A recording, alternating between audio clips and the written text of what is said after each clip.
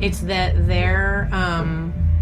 their personality somehow clashes with mine in a way that, like, I want to yell at them every time I talk to them, but I know that it's not because they're a bad person who's, like, trying to do something evil, but rather that, like, they're trying so hard that it's like nails on a chalkboard to me. Like, I want people to care about stuff, but sometimes I'm like, you care too much. Yeah. Oh, yeah. Yeah, like, you, like... Don't choke on your peanuts. Don't forget, Delia, if you're choking, this is the international sign, so we can give you the Heimlich. Right, yeah. I was like, don't do it now. Are you alright? Oh, no, I wanted to see if it would help. No, not to... This isn't assist you. This is just how you show people when you can't speak. Well, I only did it with one hand. Okay. So it's fine. That's why we didn't leap into action. Yeah, and we were just waiting. It was like, wait, that's not the international sign for help me. That's only the national sign. Yeah, I was gonna say that's the domestic sign. That doesn't mean anything. That means shit. TSA will take care of you. Like, don't die, Delia. Okay, so what were we talking about? Oh yeah, people that are too nice. I don't know, the band next door. Too nice. People are too nice that you're super not excited to talk to. See, like, there's one kid that works at Ruth's Chris that's, he just turned 19, and he is adorable. He looks like me if I made like the opposite decision every time I made a decision in my life. Like, he's just this adorable little healthy little pale kid, and he's just real sweet. What do you think you look like? Well, no, that's what I'm saying. Like, he looks a lot like me, but just like he's never you don't smoked seem unhealthy. It's all gonna come down one day. Believe me, believe me, it's all. I'm gonna wake up one day and I'm just gonna look like fucking Milton Berle or something. I'm just gonna be this sagging Sharpay. Milton Berle. But like, I'll get angry about. I do have a nemesis. I still have a nemesis at work, even though I vanquished the other one. I have a new one who's taking its place. And she is evil. She is the worst person ever. But, like, I'll talk about how much I hate her sometimes, and, like, I scare people when I talk about how much I don't like her, and, like, the things I wish would happen to her sometimes. And this kid walked in one time, and he was like, whoa, what? That's so much. Why would you... What is she... She always seems nice, and I just was like, oh, fuck. I need... Now every time I start, like, getting negative, I start looking around for this kid, because, like, I can tell that I introduced just some, like, concepts into his pure little brain that he had never entertained before. I was talking about how this person... I said something to the effect of, oh, man, no, I can't. I'm a monster. Whoa! Yeah. Who are you saying this to? Who are your confidants in murderous thoughts? So she got Valentine's Day weekend off for like the third time in a row when they tell us nobody ever gets that off. It's my birthday and I never get that off. And your birthday's Valentine's Day? We were shorthand. Uh-huh. Wow, that sucks. Yeah, it super sucks. It is like Vietnam. Is it worse than Christmas? Oh, Christmas. Yeah. No, like it's 4 New Year's Eves in a row. Yeah, like think of how like much pressure there is on Valentine's Day. What if it's also your birthday? Right. And it's all 2 tops, so it's like we don't have enough tables. and you never get the day off, so you're always working. Right. And yeah. She has managed to get it off like 3 years in a row. Right. And this time was for the worst fucking reasons. And like she was scheduled and pulled some bullshit. So I was just talking about how like I just want her to go away in a like painful way. Mm-hmm. Or like I just would love to spend the next few years like sabotaging her life, you know, like just ruining her marriage and I don't know, stuff like that, like stopping her from getting pregnant, just things like that. Horrifying. Yeah. I was like, I think I could afford if I just really started working hard, just like enough Plan B that I could just put it in everything I see her drink. Oh my god. Like she wants to have kids. Like that's how much I don't think that's how it works, but. Well, I'm sure it wouldn't be good for her either way. It wouldn't, no. Like, no. Or I want to like kidnap her kid, like right after she has it and raise it as my own. Like raise it to be a good person. That's how much you dislike this person? And then send it after her. Yeah, she's bad. Wow, that's actually a plot line This is fucked up that I'm going to say this to you because it's not Friends. That's actually a plot line in the television show Angel.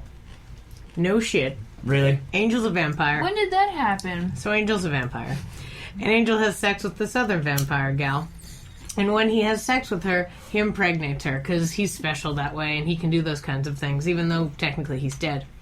So then she has the baby. But as soon as she has the baby, this like demon hunter of history has found a way to travel interdimensionally, and appears as she gives birth to the baby and steals the baby and takes it to another dimension, which is the last episode in one of the seasons. And the first episode in the next season, the man appears...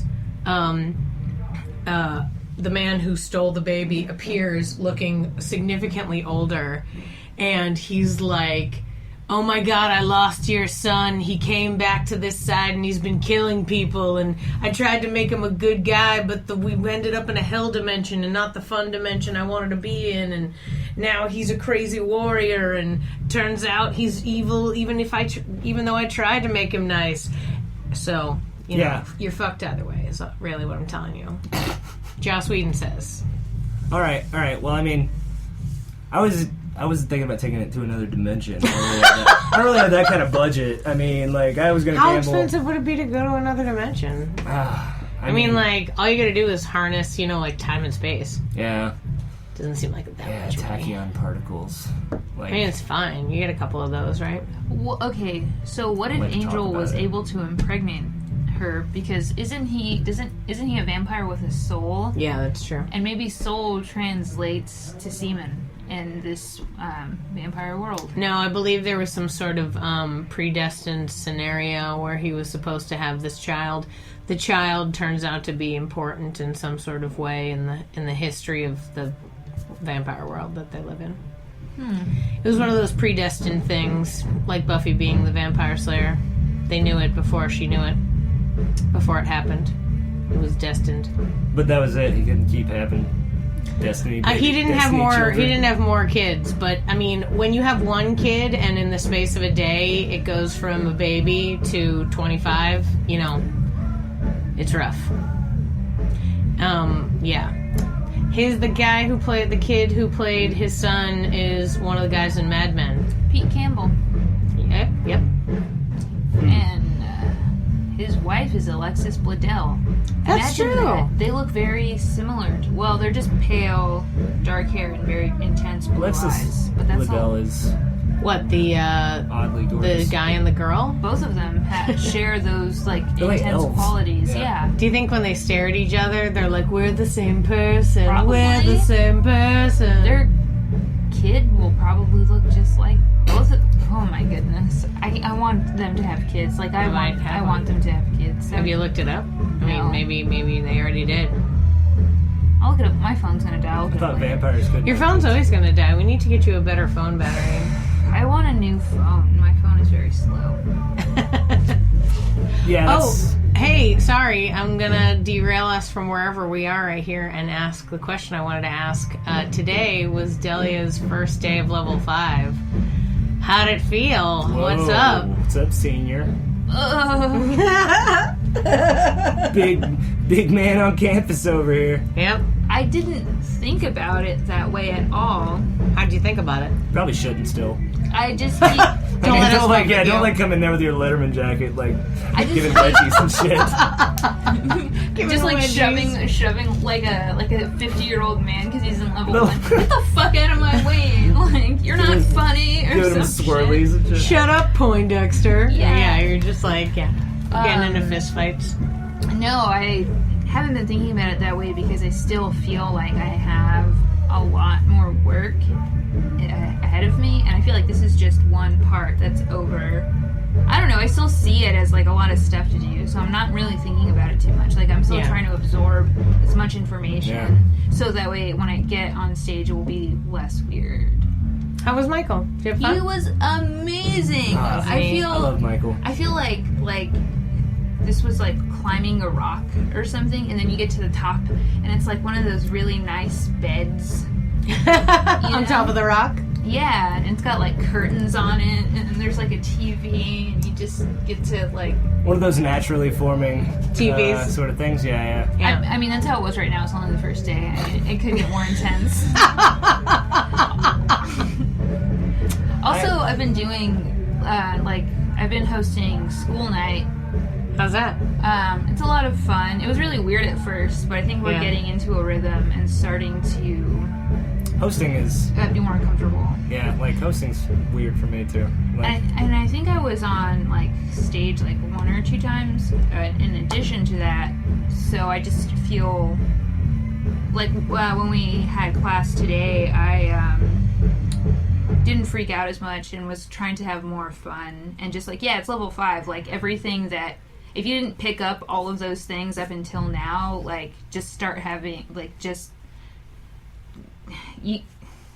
I can't do all of those things all of the time. You can't. It's impossible. So now it's just like, okay, we'll try to use some of those things and maybe just do that one for now, especially in practice. So. Well, some of them are really more internal. Yeah. Like, you can't just be constantly running every like fundamental like concept of improv through your head. You kind of like you bunch the ones together that like feel best to you and that you like kind of shine at, and then every now and then try to do the thing that you're not so good at, like try and work on it. You know, like that's. I mean, at least that's what I do. Like and I guess what you just normally do like during practice or something, and then just like yeah. Like I don't know. I'll say like this time I'm just gonna try and do 2 completely weird characters. Like I don't do characters enough, or like change my like physicality and stuff, and I'll like try and work on that. It's funny, I've recently started working with a new troupe, like not as a coach but in the troupe, and it's been I'm performing and I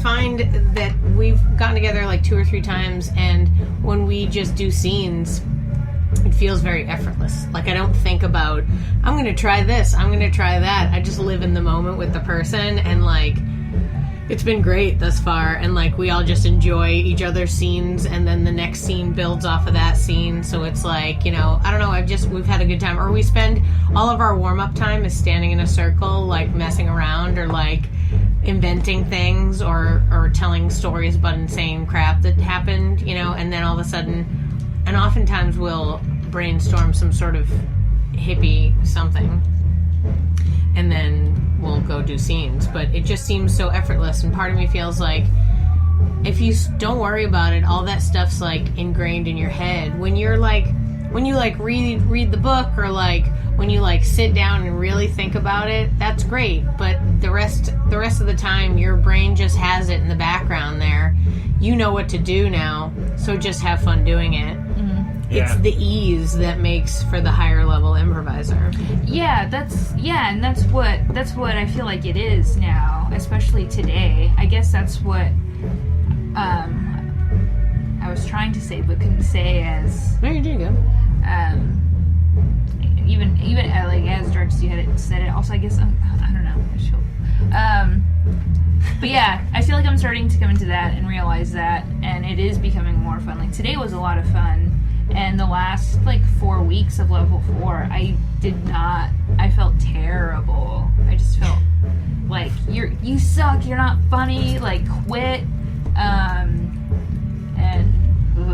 It's horrible. Was that only then? Because, I was gonna say, like, I had like, one of those hissy fits, like, every level. Like, at some point, there'd be, like, 2 classes that just really ate at me. I had it in the first 4 weeks of level 1.